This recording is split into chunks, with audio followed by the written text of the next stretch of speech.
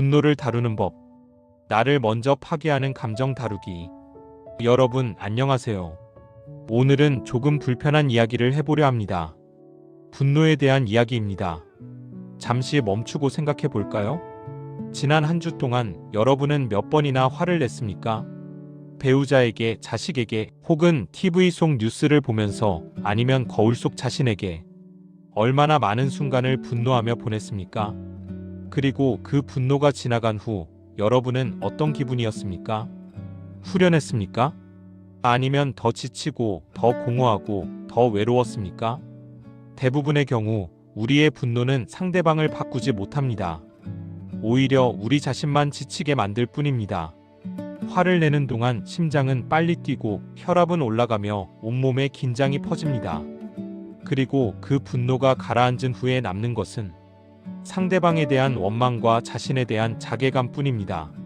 19세기 독일의 철학자 쇼펜하우어는 이렇게 말했습니다.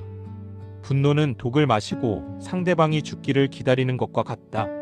생각해보세요. 당신이 화를 낼 때 정작 그 독을 마시는 사람은 누구입니까? 당신을 화나게 만든 그 사람입니까?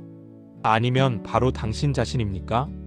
오늘 우리는 쇼펜하우어의 철학을 통해 분노의 본질을 탐구하고 왜 우리가 나이 들어서도 여전히 화를 내는지, 그리고 어떻게 하면 이 고통스러운 감정에서 벗어날 수 있는지 이야기해 보겠습니다. 이것은 단순히 화를 참으라는 이야기가 아닙니다. 분노의 뿌리를 이해하고 그것을 근본적으로 다루는 방법에 대한 이야기입니다. 일부 왜 우리는 나이 들어서도 분노하는가? 많은 사람들이 이렇게 생각합니다.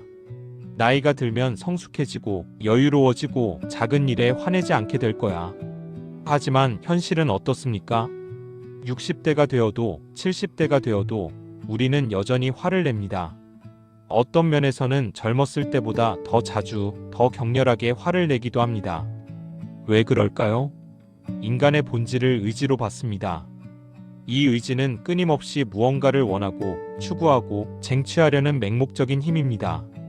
우리는 태어나는 순간부터 이 의지에 사로잡혀 있습니다. 젊었을 때 우리의 의지는 주로 외부를 향했습니다. 성공하고 싶었고, 인정받고 싶었고, 사랑받고 싶었습니다. 돈을 벌고, 지위를 얻고, 가족을 이루고 싶었습니다. 그리고 우리는 그것들을 위해 달렸습니다. 때로는 이루기도 했고, 때로는 실패하기도 했습니다. 하지만 그 모든 과정에서 우리는 바빴고, 그 바쁨이 우리를 지탱해줬습니다. 그런데 나이가 들면 상황이 달라집니다. 더 이상 이룰 것도 증명할 것도 많지 않습니다. 직장에서는 은퇴했거나 곧 은퇴할 예정이고, 자녀들은 독립했거나 독립을 준비하고 있습니다. 평생 달려왔던 레이스가 끝났습니다. 그렇다면 우리는 평화로워져야 할까요? 이론적으로는 그렇습니다. 하지만 현실은 다릅니다. 쇼펜하우어는 이것을 명확하게 설명합니다. 의지는 목표를 달성한다고 해서 사라지지 않습니다. 오히려 새로운 대상을 찾아 헤맵니다. 그리고 적절한 대상을 찾지 못하면 그 에너지는 왜곡된 형태로 표출됩니다. 그것이 바로 분노입니다. 젊었을 때 우리의 분노는 적어도 방향이 있었습니다. 승진에서 밀렸을 때, 사업이 실패했을 때, 누군가에게 부당한 대우를 받았을 때 화날 만한 구체적인 이유가 있었습니다. 하지만 나이가 들면서 우리의 분노는 더 막연해집니다. 특별한 이유 없이 짜증이 나고 모든 것이 못마땅하고 세상이 잘못되어 가는 것 같습니다. 왜 자식은 전화를 자주 하지 않는지, 왜 배우자는 나를 이해하지 못하는지, 왜 젊은이들은 예의가 없는지, 왜 정치는 이 모양인지, 왜 물가는 계속 오르는지 화낼 이유는 끝이 없습니다. 하지만 진실을 말하자면 이 모든 것은 표면적인 이유일 뿐입니다. 진짜 이유는 더 깊은 곳에 있습니다. 첫째, 우리는 기대를 내려놓지 못했습니다. 쇼펜하우어는 말합니다. 인간의 불행은 현실과 기대의 차이에서 온다. 60대가 되어서도 우리는 여전히 기대합니다. 자식이 자주 찾아오기를 기대하고, 배우자가 나를 이해해주기를 기대하고, 사회가 노인을 존중해주기를 기대합니다. 그런데 현실은 기대와 다릅니다. 자식은 바빠서 자주 연락하지 않고, 배우자는 여전히 나를 모르는 것 같고, 사회는 노인을 짐으로 여기는 것 같습니다. 이 간극이 분노를 만듭니다. 왜 내가 평생 고생해서 키운 자식이 이렇게 무심한가? 왜 평생을 함께 산 배우자가 나를 이해하지 못하는가? 왜 내가 세금 내고 사회에 기여했는데 이런 대접을 받는가? 쇼펜하우어는 냉정하게 지적합니다. 문제는 현실이 아니라 당신의 기대입니다. 현실은 그저 있는 그대로일 뿐입니다. 자식은 자신의 삶을 살고 있고 배우자는 자신의 방식으로 당신을 사랑하고 있으며 사회는 그저 사회일 뿐입니다. 기대를 버리면 분노도 사라집니다. 하지만 기대를 버리는 것이 얼마나 어려운 일인지 우리는 모두 알고 있습니다.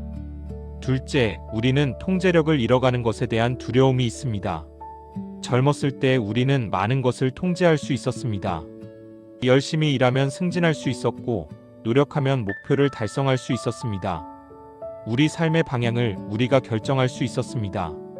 하지만 나이가 들면서 통제할 수 있는 것들이 점점 줄어듭니다. 몸은 마음대로 움직이지 않고 기억력은 예전 같지 않으며 경제적 상황도 한계가 있습니다.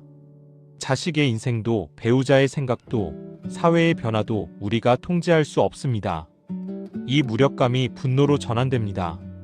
통제할 수 없다는 사실을 받아들이는 대신 우리는 화를 냅니다. 마치 화를 내면 뭔가 바뀔 것처럼 우리의 목소리가 들릴 것처럼 행동합니다. 하지만 쇼펜하우어는 말합니다. 세상은 당신의 의지대로 움직이지 않는다. 세상은 자신의 법칙대로 움직일 뿐이다. 셋째, 우리는 자신의 인생에 대한 후회와 실망을 타인에게 투사합니다. 이것이 가장 고통스러운 진실입니다. 60대가 되면 우리는 자신의 인생을 되돌아봅니다. 그리고 많은 경우 완전히 만족스럽지 않습니다. 더 잘할 수 있었을 텐데, 다른 선택을 했어야 했는데, 그때 그렇게 하지 말았어야 했는데, 후회가 쌓입니다. 하지만 과거는 바꿀 수 없습니다. 그래서 우리는 이 좌절감을 어딘가에 풀어야 합니다. 그리고 가장 쉬운 대상이 바로 우리 주변의 사람들입니다. 자식이 우리가 원하는 대로 살지 않을 때 우리는 화를 냅니다. 하지만 진짜 이유는 우리 자신이 원하는 대로 살지 못했다는 후회 때문입니다. 배우자의 작은 습관에 화가 날 때 진짜 이유는 평생을 함께 살았지만 진정한 친밀감을 이루지 못했다는 실망 때문입니다. 사회에 화가 날 때 진짜 이유는 우리가 사회에 기여한 만큼 인정받지 못했다는 억울함 때문입니다. 쇼펜하우어는 이것을 전이라고 설명합니다.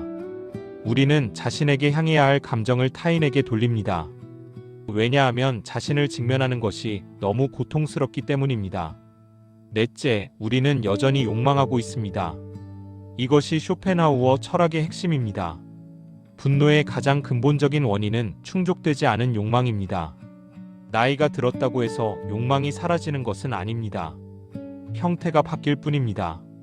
젊었을 때의 야망은 사라졌지만 다른 욕망들이 그 자리를 채웁니다. 인정받고 싶은 욕망. 특히 자식과 배우자에게서요. 내가 이만큼 했는데 왜 고마워하지 않는가? 존중받고 싶은 욕망. 사회에서, 가정에서, 어디서든 여전히 의미 있는 존재로 인정받고 싶습니다. 사랑받고 싶은 욕망. 외롭지 않고 싶고 누군가에게 특별한 존재이고 싶습니다. 이 욕망들이 충족되지 않을 때 우리는 화를 냅니다. 쇼펜하우어의 표현대로 욕망은 결핍이고 결핍은 고통이며 고통은 분노로 표출된다는 것입니다.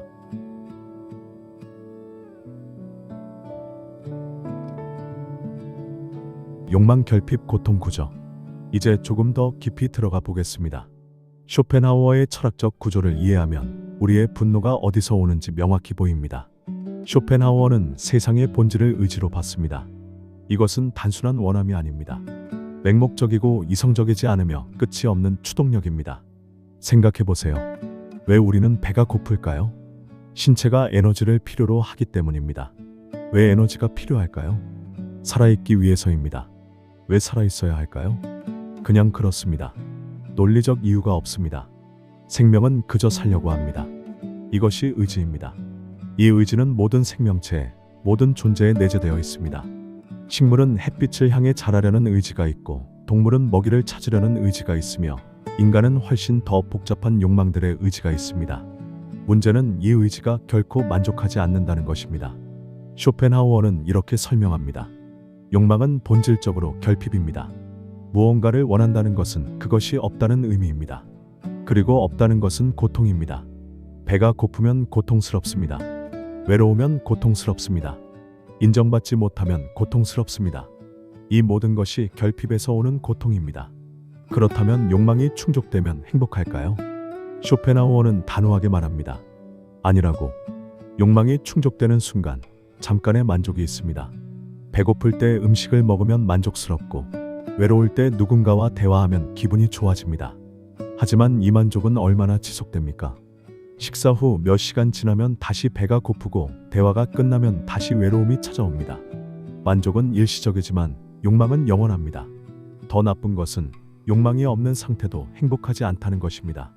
모든 욕망이 충족되면 권태가 찾아옵니다. 무료하고 지루하고 삶이 의미 없게 느껴집니다. 그래서 쇼펜하우어는 인간은 고통과 권태 사이를 진자처럼 왔다 갔다 할 뿐이라고 말합니다. 욕망이 있으면 고통스럽고 욕망이 없으면 지루합니다. 완전한 행복은 존재하지 않습니다. 이것을 60대의 분노와 연결해 봅시다. 당신은 자식이 자주 찾아오기를 원합니다. 이것이 욕망입니다. 자식이 오지 않으면 결핍이 있고 그 결핍은 고통입니다. 왜 전화 한 통 없을까? 나를 잊은 걸까? 이런 생각들이 당신을 괴롭힙니다. 그리고 그 고통은 분노로 전환됩니다.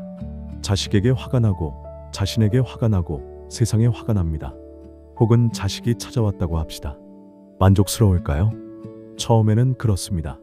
하지만 만남이 당신의 기대와 다르면 어떻게 됩니까? 자식이 바빠 보이고 금방 가려고 하고 진짜 대화는 나누지 않는 것 같으면 다시 실망하고 다시 화가 납니다.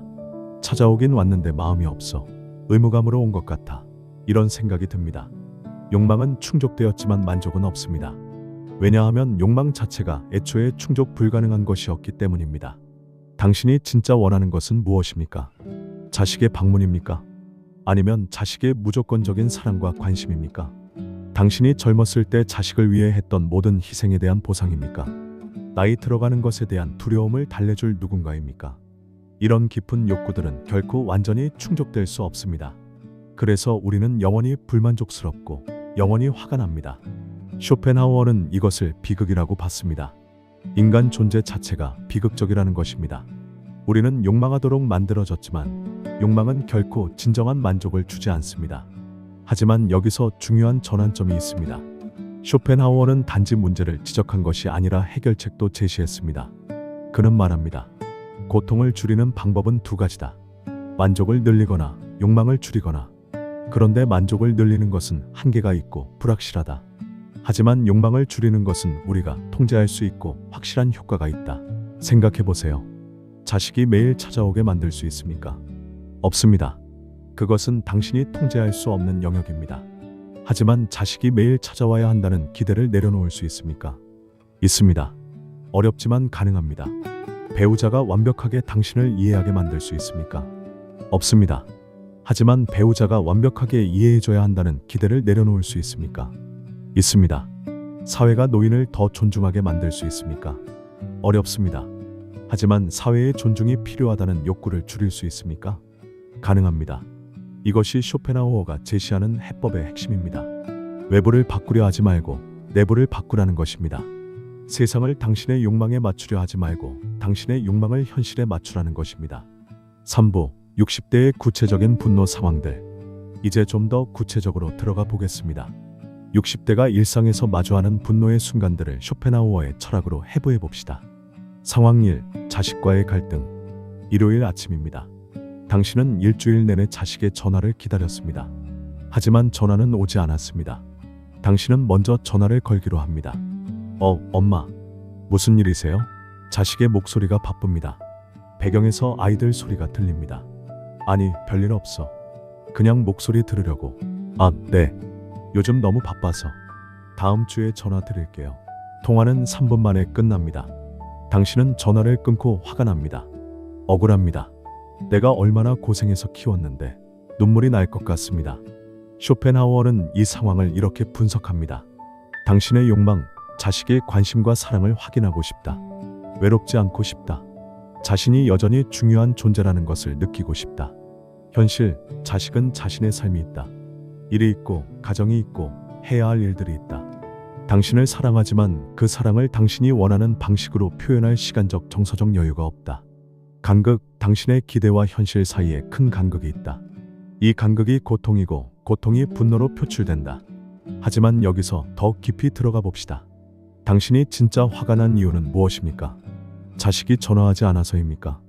아니면 자신이 더 이상 누군가의 삶에서 중심이 아니라는 사실 때문입니까?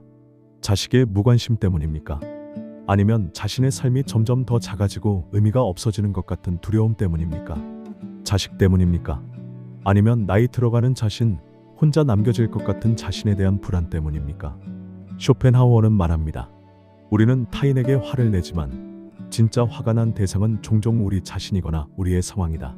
이것을 인정하는 것은 고통스럽습니다.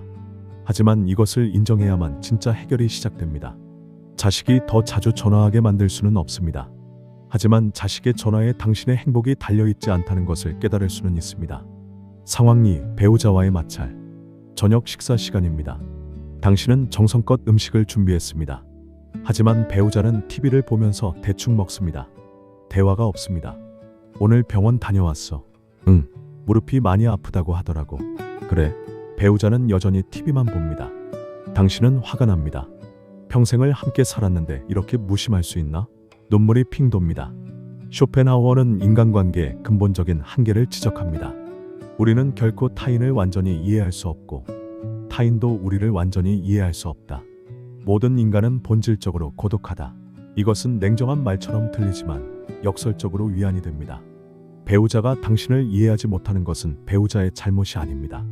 인간의 한계입니다. 당신도 배우자를 완전히 이해하지 못합니다. 50년을 함께 살았어도요. 배우자는 나쁜 사람이 아닙니다. 단지 자신의 방식으로 삶을 살고 있을 뿐입니다. TV를 보는 것이 그 사람에게는 하루의 피로를 푸는 방법일 수 있습니다. 당신과 깊은 대화를 나누는 것보다 침묵 속에서 함께 있는 것이 더 편할 수 있습니다. 이것을 이해한다고 해서 외로움이 사라지는 것은 아닙니다. 하지만 분노는 줄어듭니다. 왜 나를 이해하지 못해? 라는 원망 대신 우리는 다른 사람이구나 라는 수용이 생깁니다. 쇼펜하우어는 고슴도치의 딜레마를 이야기했습니다. 추운 겨울, 고슴도치들은 체온을 나누기 위해 가까워지지만 가시 때문에 서로를 찌릅니다. 그래서 적절한 거리를 유지합니다. 인간관계도 마찬가지입니다. 너무 가까우면 서로를 다치게 하고 너무 멀면 외롭습니다. 적절한 거리가 필요합니다. 평생을 함께 산 부부라도 각자의 공간이 필요합니다. 모든 것을 공유할 필요도, 모든 것을 이해받을 필요도 없습니다. 상황 3. 신체적 변화에 대한 분노. 거울을 봅니다. 주름이 깊어졌습니다. 아침에 일어나면 여기저기 아픕니다. 계단을 오르면 숨이 찹니다. 이름이 기억나지 않습니다. 화가 납니다. 자신에게, 나이에게, 시간에게, 신에게. 왜 나는 늙어야 하는가?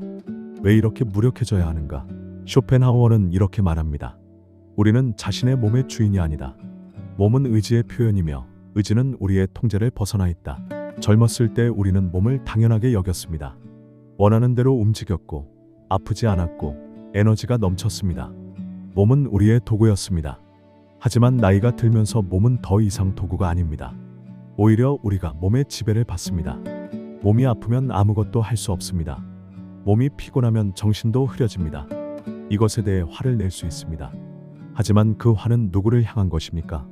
몸입니까? 몸은 그저 자연의 법칙을 따를 뿐입니다. 시간입니까? 시간은 누구에게나 공평하게 흐릅니다. 쇼펜하우어는 말합니다.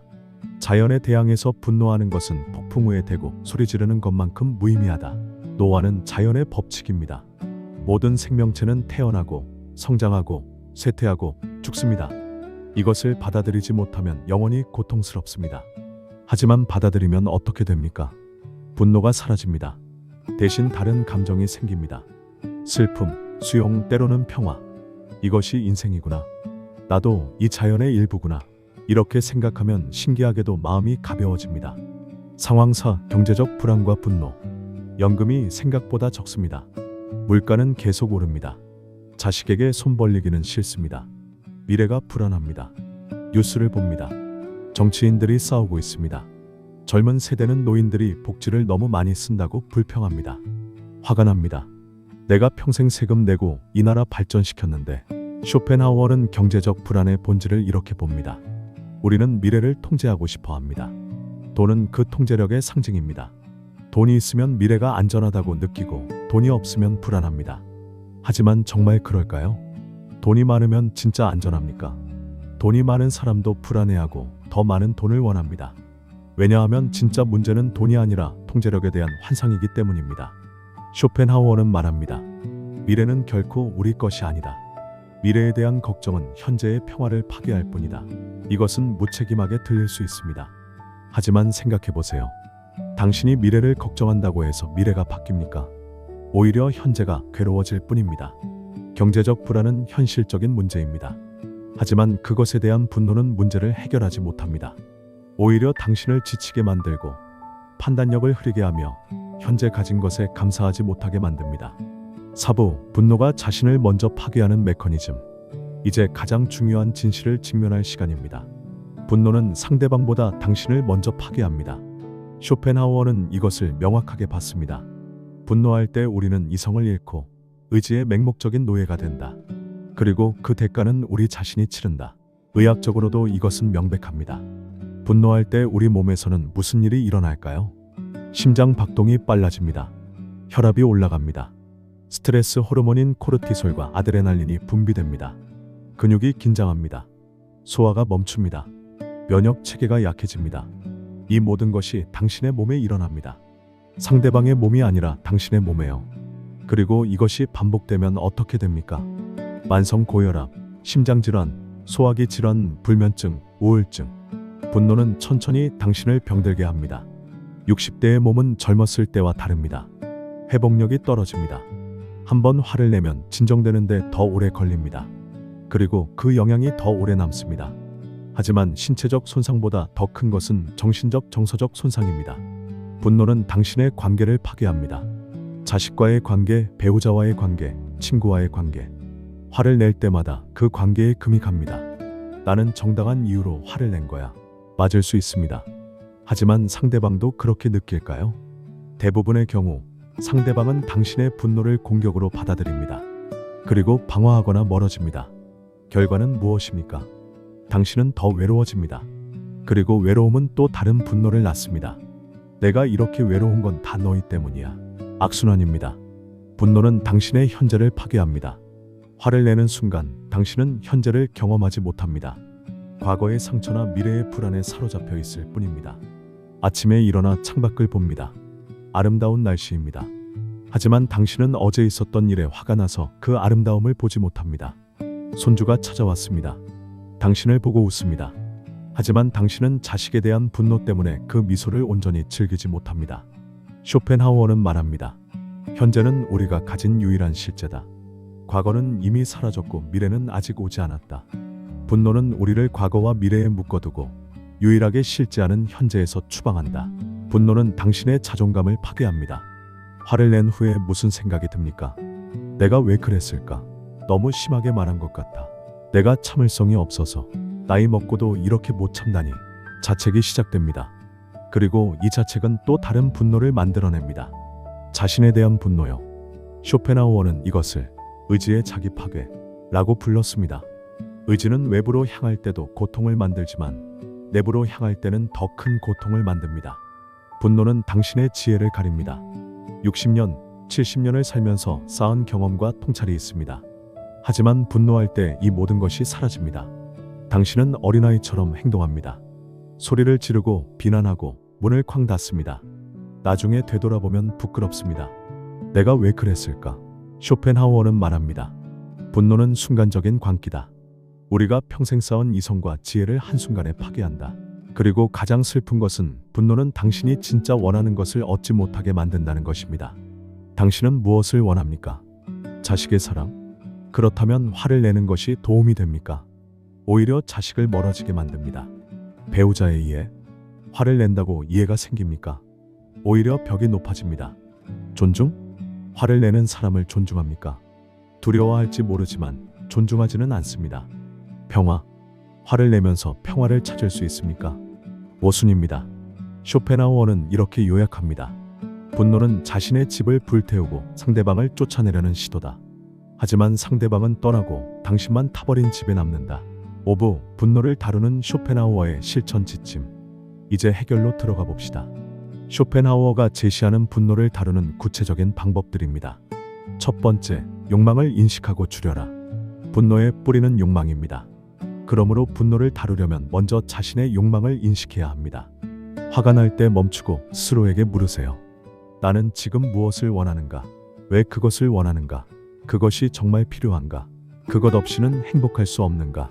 예를 들어 자식이 전화하지 않아 화가 난다면 진짜 원하는 것이 무엇인지 파고 들어가세요. 전화 자체? 아니면 사랑의 확인? 아니면 외로움의 해소? 아니면 자신이 여전히 중요한 존재라는 확신? 이렇게 욕망의 층위를 파고 들어가면 많은 경우 그 욕망이 비현실적이거나 불필요하다는 것을 깨닫게 됩니다. 내가 자식의 전화를 통해서만 사랑을 확인할 수 있는 것 아니잖아. 자식은 다른 방식으로 나를 사랑하고 있어.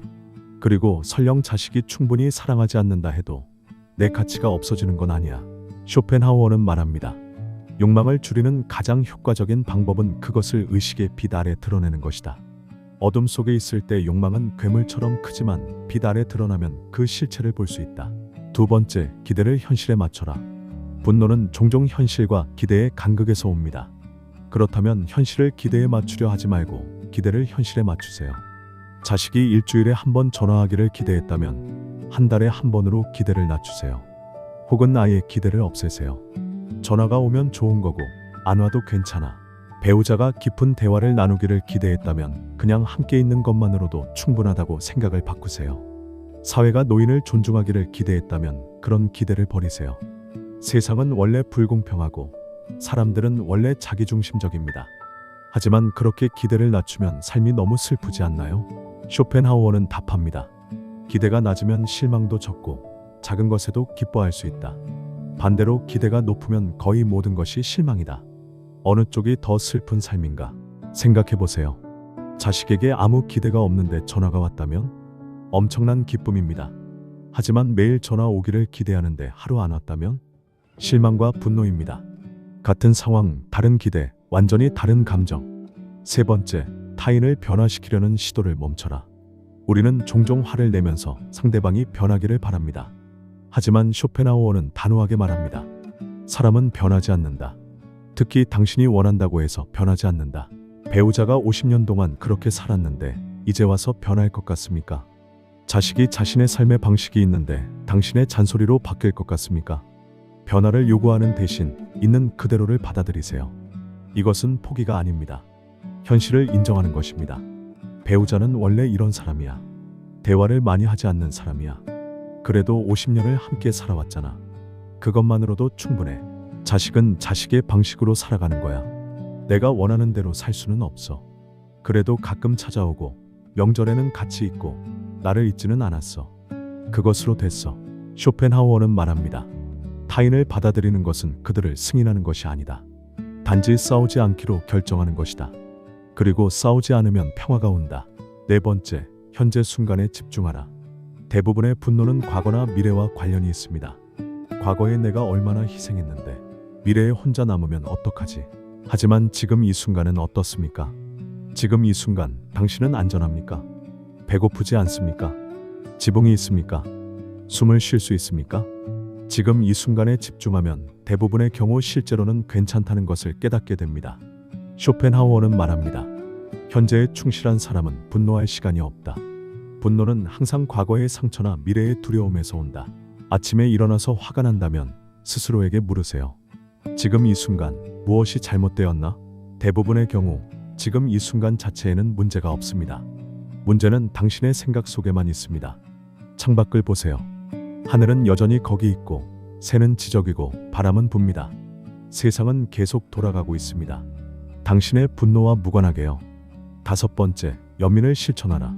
분노를 멈추는 가장 효과적인 방법 중 하나는 연민입니다. 당신을 화나게 만든 그 사람을 연민의 눈으로 보세요. 자식이 전화하지 않습니까? 화내기 전에 생각해 보세요. 자식도 힘들 겁니다. 1. 육아, 경제적 압박. 자식도 완벽하지 않습니다. 자식도 두려움과 불안을 안고 살아갑니다. 배우자가 무심합니까? 배우자도 나이 들어가고 있습니다. 배우자도 자신의 고통이 있고 자신의 두려움이 있습니다. 단지 그것을 표현하는 방식이 다를 뿐입니다. 쇼펜하우어는 말합니다. 연민은 분노의 해독제다. 상대방의 고통을 진정으로 이해할 때 분노는 사라지고 이해가 그 자리를 채운다. 그리고 자신에게도 연민을 가지세요. 당신도 완벽하지 않습니다. 화를 낸 것이 최선이 아니었을 수 있지만 그 순간 당신이 할 수 있는 최선이었을 겁니다. 나도 힘들었어. 나도 외로웠어. 나도 두려웠어. 그래서 화를 낸 거야. 나를 용서하자. 6번째, 침묵의 힘을 활용하라. 화가 날 때 가장 좋은 반응은 종종 아무 반응도 하지 않는 것입니다. 말하고 싶은 충동을 참으세요. 소리 지르고 싶은 욕구를 억누르세요. 그냥 침묵하세요. 쇼펜하우어는 말합니다. 침묵은 수동적 저항이 아니다. 가장 능동적인 선택이다. 반응하지 않음으로써 우리는 분노의 사슬을 끊는다. 화를 내면 상대방도 화를 냅니다. 그리고 악순환이 시작됩니다. 하지만 침묵하면 그 사슬이 끊어집니다. 처음에는 어렵습니다. 말하고 싶은 충동이 강렬합니다. 하지만 연습하세요. 화가 날 때 10초만 기다리세요. 10초 후에도 말하고 싶으면 말하세요. 대부분의 경우 10초 후에는 충동이 약해집니다. 그리고 말하지 않기로 결정하게 됩니다. 7번째, 혼자만의 시간을 가져라. 분노는 종종 과도한 상호작용에서 옵니다. 너무 많은 시간을 타인과 보내면 마찰이 생기고 화가 납니다. 혼자만의 시간을 가지세요. 산책을 하거나 책을 읽거나 그냥 조용히 앉아 있으세요. 쇼펜하우어는 고독의 가치를 강조했습니다. 고독은 도피가 아니다. 자기 자신과 만나는 유일한 방법이다. 혼자 있는 시간에 당신은 자신의 감정을 정리하고 관점을 되찾고 평화를 회복할 수 있습니다. 그리고 혼자 있는 것이 편안해지면 타인과 함께 있을 때도 더 평화로워집니다. 왜냐하면 타인에게서 무언가를 얻어야 한다는 압박이 없기 때문입니다. 6부, 욕망을 줄이면 고통이 줄어든다의 실제 적용. 이제 쇼펜하우어 철학의 핵심을 일상에 어떻게 적용하는지 구체적으로 살펴봅시다. 욕망을 줄인다는 것은 무엇을 의미합니까? 모든 것을 포기하고 동굴에 들어가 살라는 의미입니까? 아닙니다. 쇼펜하우어가 말하는 것은 불필요한 욕망, 충족 불가능한 욕망, 자신을 괴롭게만 하는 욕망을 줄이라는 것입니다. 적용 1. 자식과의 관계. 불필요한 욕망. 자식이 나의 기대대로 살기를 바라는 것. 자식이 나를 최우선으로 생각하기를 바라는 것. 자식이 나의 희생에 대해 끊임없이 감사하기를 바라는 것. 이런 욕망을 줄이면 어떻게 됩니까? 자식이 자신의 방식대로 살아가는 것을 볼 수 있게 됩니다. 그리고 그것이 나쁜 것이 아니라 자연스러운 것임을 받아들일 수 있습니다. 자식이 가끔 연락하는 것만으로도 감사하게 됩니다. 매일 연락하기를 기대하지 않으니까요. 자식이 명백하게 표현하지 않아도 자식의 사랑을 느낄 수 있게 됩니다. 사랑은 항상 말로만 표현되는 것이 아니니까요. 결과는 무엇입니까? 분노가 줄어들고 관계가 편안해지고 실제로 더 좋은 관계가 됩니다. 적용 2. 배우자와의 관계. 불필요한 욕망. 배우자가 나를 완전히 이해하기를 바라는 것. 배우자가 내가 원하는 방식으로 사랑을 표현하기를 바라는 것. 배우자가 변하기를 바라는 것. 이런 욕망을 줄이면 어떻게 됩니까? 배우자에 있는 그대로의 모습을 볼 수 있게 됩니다. 그리고 그 모습에서도 사랑을 발견할 수 있습니다. 완벽한 이해를 기대하지 않으니 작은 이해에도 감사하게 됩니다. 변화를 요구하지 않으니 있는 그대로를 받아들이게 되고 역설적으로 관계가 더 평화로워집니다. 적용 3. 자신의 몸과의 관계. 불필요한 욕망. 젊었을 때처럼 움직이기를 바라는 것. 아프지 않기를 바라는 것. 노화를 멈추기를 바라는 것. 이런 욕망을 줄이면 어떻게 됩니까? 몸의 한계를 받아들이게 됩니다. 그리고 여전히 할 수 있는 것들에 감사하게 됩니다. 작은 통증에 화내지 않게 됩니다. 이것도 나이의 일부구나 하고 받아들입니다. 노화를 자연스러운 과정으로 보게 되고 두려움 대신 수용이 생깁니다. 적용 4. 사회와의 관계. 불필요한 욕망. 사회가 공정하기를 바라는 것. 정치가 완벽하기를 바라는 것. 모든 것이 내가 원하는 방식으로 돌아가기를 바라는 것. 이런 욕망을 줄이면 어떻게 됩니까? 뉴스를 보고 화내는 시간이 줄어듭니다. 세상은 원래 불완전하다는 것을 받아들이니까요. 정치인들에게 분노하는 에너지를 절약할 수 있습니다. 어차피 당신의 분노로 그들이 변하지 않으니까요. 대신 자신이 통제할 수 있는 작은 부분에 집중하게 됩니다. 자신의 삶, 자신의 관계, 자신의 마음. 쇼펜하우어는 말합니다. 세상을 바꾸려는 시도는 대부분 실패한다.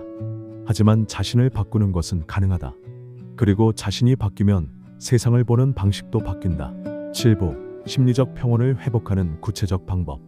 이론을 이해하는 것과 실천하는 것은 다릅니다. 이제 매일 실천할 수 있는 구체적인 방법들을 살펴봅시다. 방법 1. 아침 의식. 아침에 일어나자마자 하는 첫 번째 생각이 하루를 결정합니다. 화가 난 상태로 잠들었다면 아침에도 그 분노를 계속할 가능성이 높습니다. 하지만 의도적으로 다른 시작을 선택할 수 있습니다. 아침에 눈을 뜨면 침대에서 일어나기 전에 잠시 멈추세요. 깊게 숨을 쉬세요. 셋을 세며 들이쉬고 셋을 세며 내쉬세요. 3번 반복하세요. 그리고 스스로에게 말하세요. 오늘 하루는 새로운 날이다. 어제의 분노를 오늘로 가져오지 않겠다. 오늘은 평화롭게 살겠다. 이것이 단순해 보이지만 놀라운 효과가 있습니다. 하루를 의도적으로 시작하는 것입니다. 방법 2. 분노 일기. 화가 날 때마다 기록하세요. 언제 화가 났는지, 무엇 때문에 화가 났는지, 어떻게 반응했는지, 그 후 어떤 기분이었는지. 이렇게 기록하면 패턴이 보입니다. 아, 나는 주로 아침에 화를 내는구나. 배우자의 이 행동이 특히 나를 화나게 하는구나. 화를 낸 후에는 항상 후회하는구나. 패턴을 보면 예방할 수 있습니다. 그리고 분노를 객관적으로 볼 수 있게 됩니다. 쇼펜하우어는 말합니다. 감정을 관찰하는 것만으로도 그 감정의 힘은 약해진다. 왜냐하면 관찰하는 순간 우리는 더 이상 감정에 완전히 사로잡혀 있지 않기 때문이다. 방법 3. 10초 규칙. 화가 날 때 즉시 반응하지 마세요. 10초를 세세요. 이 10초 동안 아무것도 하지 마세요. 말하지 마세요. 움직이지 마세요. 그냥 숨을 쉬세요.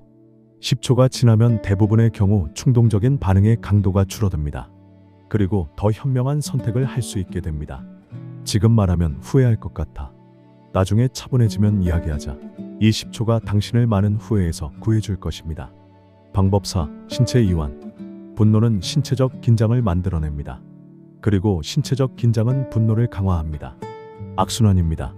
이 악순환을 끊으려면 의도적으로 몸을 이완하세요. 어깨를 내리세요. 주먹을 펴세요. 턱의 긴장을 풀어주세요. 깊게 숨을 쉬세요. 놀랍게도 몸을 이완하면 마음도 따라서 이완됩니다. 몸과 마음은 연결되어 있습니다. 방법 5. 산책. 화가 날 때 가장 좋은 대응 중 하나는 그 상황에서 벗어나는 것입니다. 밖으로 나가세요. 산책하세요. 빠르게 걸을 필요는 없습니다. 그냥 걸으세요. 걸으면서 주변을 관찰하세요. 하늘, 나무, 사람들. 당신의 분노와 무관하게 세상은 계속 돌아가고 있습니다. 쇼펜하우어도 매일 산책했습니다. 그는 산책이 몸과 마음 모두에 좋다고 믿었습니다. 방법 6. 감사 연습. 분노는 우리가 가진 것을 잊게 만들고 없는 것에만 집중하게 만듭니다. 이것을 바로잡으려면 의도적으로 감사를 연습하세요. 매일 저녁 잠들기 전에 3가지를 생각하세요. 오늘 감사한 것 3가지. 오늘 날씨가 좋았다. 맛있는 식사를 했다. 몸이 아프지 않았다. 아주 작은 것들이어도 괜찮습니다. 중요한 것은 가진 것에 주의를 돌리는 연습입니다. 방법 7. 용서 연습. 분노를 붙들고 있는 것은 뜨거운 석탄을 쥐고 있는 것과 같습니다. 상대방에게 던지려고 하지만 타는 것은 당신의 손입니다. 용서하세요. 상대방을 위해서가 아니라 당신을 위해서.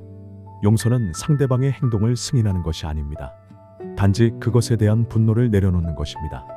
당신이 한 일은 잘못이었어. 하지만 나는 더 이상 그것에 대해 화내지 않기로 했어. 내 평화가 더 중요하니까. 쇼펜하우어는 말합니다. 용서는 약함이 아니다. 가장 강력한 선택이다. 왜냐하면 그것은 분노의 사슬을 끊는 유일한 방법이기 때문이다. 8부. 노년의 지혜. 마음을 가볍게 하는 법. 60년, 70년을 살아온 당신에게는 젊은이들이 갖지 못한 것이 있습니다. 바로 지혜입니다. 지혜란 무엇입니까? 쇼펜하우어는 이렇게 정의합니다. 지혜는 무엇이 진정으로 중요한지 아는 것이다. 젊었을 때 우리는 많은 것을 중요하다고 생각했습니다. 승진, 돈, 명예, 타인의 평가. 그것들을 위해 밤낮 없이 싸웠습니다. 하지만 나이가 들면서 깨닫습니다. 그것들은 생각만큼 중요하지 않았다는 것을요. 진정으로 중요한 것은 무엇입니까? 건강. 아플 때 우리는 깨닫습니다. 다른 모든 것은 의미가 없다는 것을요. 평화. 마음이 편안한 하루가 성공적인 하루보다 낫습니다. 사랑. 진정한 사랑, 조건 없는 사랑. 이것이 우리를 지탱해 줍니다. 의미. 내 존재가 누군가에게 무언가의 의미가 있다는 것. 이것이 우리를 살아있게 합니다. 쇼펜하우어는 말합니다. 노년의 지혜는 단순합니다. 복잡한 것들을 벗겨내고 본질만 남기는 것이다. 당신은 이제 무엇이 본질인지 압니다. 그렇다면 왜 여전히 본질이 아닌 것에 화를 냅니까? 자식이 자주 오지 않는 것이 본질입니까? 아닙니다. 본질은 자식이 건강하고 행복한 것입니다. 배우자가 대화를 많이 하지 않는 것이 본질입니까? 아닙니다. 본질은 50년을 함께해온 동반자가 여전히 당신 곁에 있다는 것입니다. 사회가 당신을 존중하지 않는 것이 본질입니까? 아닙니다. 본질은 당신이 여전히 존엄한 존재라는 것입니다. 마음을 가볍게 하는 첫 번째 방법은 본질에 집중하는 것입니다. 두 번째 방법은 놓아주는 연습입니다. 젊었을 때 우리는 붙잡고 쟁취하고 지키려 했습니다. 하지만 이제는 놓아줄 때입니다. 자식을 놓아주세요. 그들은 당신의 소유가 아닙니다. 그들은 독립적인 인간입니다. 과거를 놓아주세요. 후회해도 바뀌지 않습니다. 그냥 경험이었을 뿐입니다. 미래에 대한 통제를 놓아주세요. 어차피 당신이 완전히 통제할 수 없습니다. 타인의 평가를 놓아주세요. 그들이 당신을 어떻게 보든 당신의 가치는 변하지 않습니다. 완벽에 대한 기대를 놓아주세요. 완벽한 자식, 완벽한 배우자, 완벽한 인생. 그런 것은 없습니다. 쇼펜하우어는 말합니다. 손을 펴면 손은 가벼워진다. 인생도 마찬가지다. 놓아주면 가벼워진다. 세 번째 방법은 수용입니다. 있는 그대로를 받아들이는 것입니다. 저항하지 않는 것입니다. 나이 든 몸을 받아들이세요. 이것이 자연스러운 과정입니다. 완벽하지 않은 관계를 받아들이세요. 완벽한 관계는 애초에 환상이었습니다. 불공평한 세상을 받아들이세요. 세상은 원래 그렇습니다. 이것은 체념이 아닙니다. 싸움을 멈추는 것입니다. 그리고 싸움을 멈추면 평화가 옵니다. 쇼펜하우어는 말합니다. 저항은 고통을 2배로 만든다. 한 번은 상황 자체로, 한 번은 그것에 대한 저항으로. 수용은 적어도 2번째 고통을 제거한다. 네 번째 방법은 감사입니다. 당신은 60년, 70년을 살았습니다. 생각해보세요. 이것 자체가 기적입니다. 얼마나 많은 사람들이 이 나이까지 살지 못했습니까? 당신은 살아있습니다. 숨쉬고 있습니다. 느끼고 있습니다. 당신에게는 기억이 있습니다. 웃었던 순간들, 사랑했던 사람들, 아름다웠던 경험들. 이 모든 것이 당신의 것입니다. 아무도 가져갈 수 없습니다. 당신에게는 지혜가 있습니다. 실패에서 배운 것들, 고통에서 얻은 통찰들. 이것들이 당신을 지금의 당신으로 만들었습니다. 감사하세요. 완벽하지 않아도, 원했던 대로 되지 않았어도 당신의 삶은 가치 있었습니다. 엔딩, 이제는 내려놓아도 됩니다. 여러분, 여기까지 긴 여정을 함께 해주셔서 감사합니다. 이제 마지막 질문을 드리겠습니다. 당신은 언제까지 화를 낼 겁니까? 남은 인생 10년, 20년을 분노하며 보낼 겁니까? 아니면 평화롭게 보낼 겁니까? 선택은 당신의 것입니다. 쇼펜하우어는 말합니다. 인생은 짧다. 너무 짧아서 분노에 낭비하기에는 아깝다. 여러분은 충분히 싸웠습니다. 충분히 노력했습니다. 충분히 화를 냈습니다. 이제는 내려놓아도 됩니다. 자식에게 가졌던 기대를 내려놓으세요. 그들은 자신의 방식으로 당신을 사랑하고 있습니다. 배우자에게 가졌던 불만을 내려놓으세요. 그들도 최선을 다하고 있습니다. 세상에 대한 분노를 내려놓으세요. 세상은 당신의 분노로 변하지 않습니다. 자신에 대한 실망을 내려놓으세요. 당신은 충분히 잘했습니다. 내려놓는다고 해서 무기력해지는 것이 아닙니다. 오히려 자유로워지는 것입니다. 분노의 무게에서 자유로워지면 당신은 비로소 가벼워집니다. 그리고 가벼운 마음으로 삶의 아름다움을 볼 수 있게 됩니다. 아침 햇살의 따스함, 커피 향의 풍부함, 손주의 웃음소리, 배우자와의 조용한 저녁, 친구와의 짧은 전화. 이 모든 작은 것들이 새롭게 다가옵니다. 쇼펜하우어는 이렇게 말합니다. 노년의 축복은 욕망에서의 자유다. 더 이상 무언가를 간절히 원하지 않게 되면 있는 것에 감사할 수 있게 된다. 여러분, 당신의 분노는 정당할 수 있습니다. 상처는 실제할 수 있습니다. 고통은 진짜일 수 있습니다. 하지만 그 분노를 붙잡고 있는 것이 당신에게 도움이 됩니까? 상처를 계속 들여다보는 것이 치유를 가져옵니까? 고통에 머무는 것이 평화를 가져옵니까? 아닙니다. 치유는 내려놓음에서 옵니다. 평화는 수용에서 옵니다. 자유는 용서에서 옵니다. 이것은 쉽지 않습니다. 평생의 습관을 바꾸는 것은 어려운 일입니다. 하지만 불가능하지 않습니다. 매일 조금씩 연습하세요. 화가 날 때 10초만 기다리세요. 분노 대신 숨을 쉬세요. 판단 대신 이해하려 하세요. 요구 대신 수용하세요. 그리고 어느 날 당신은 깨닫게 될 것입니다. 분노가 줄어들었다는 것을요. 마음이 가벼워졌다는 것을요. 작은 것에도 기뻐할 수 있게 되었다는 것을요. 그때 당신은 진정한 노년의 지혜에 도달한 것입니다. 쇼펜하우어가 그의 인생 말년에 도달했던 그 평화, 그 자유, 그 지혜 말입니다. 당신도 할 수 있습니다. 당신은 이미 인생의 대부분을 살아냈습니다. 증명할 것도 이룰 것도 이제 많지 않습니다. 이제 남은 것은 오직 하나입니다. 평화롭게 사는 것. 그리고 평화는 바깥에서 오지 않습니다. 상황이 완벽해져서 오지 않습니다. 모든 사람이 당신을 이해해서 오지 않습니다. 평화는 안에서 옵니다. 당신이 분노를 내려놓기로 선택할 때, 기대를 버리기로 결정할 때, 있는 그대로를 받아들이기로 할 때, 그때 평화가 옵니다. 쇼펜하우어의 마지막 가르침을 기억하세요. 고통을 줄이는 가장 확실한 방법은 욕망을 줄이는 것이다. 그리고 욕망을 줄이는 가장 확실한 방법은 지금 가진 것에 감사하는 것이다. 여러분, 당신은 이미 충분히 가지고 있습니다. 생명, 경험, 기억, 사랑, 지혜. 이것으로 충분합니다. 더 이상 화내지 마세요. 더 이상 싸우지 마세요. 더 이상 고통받지 마세요. 이제는 평화롭게 사세요.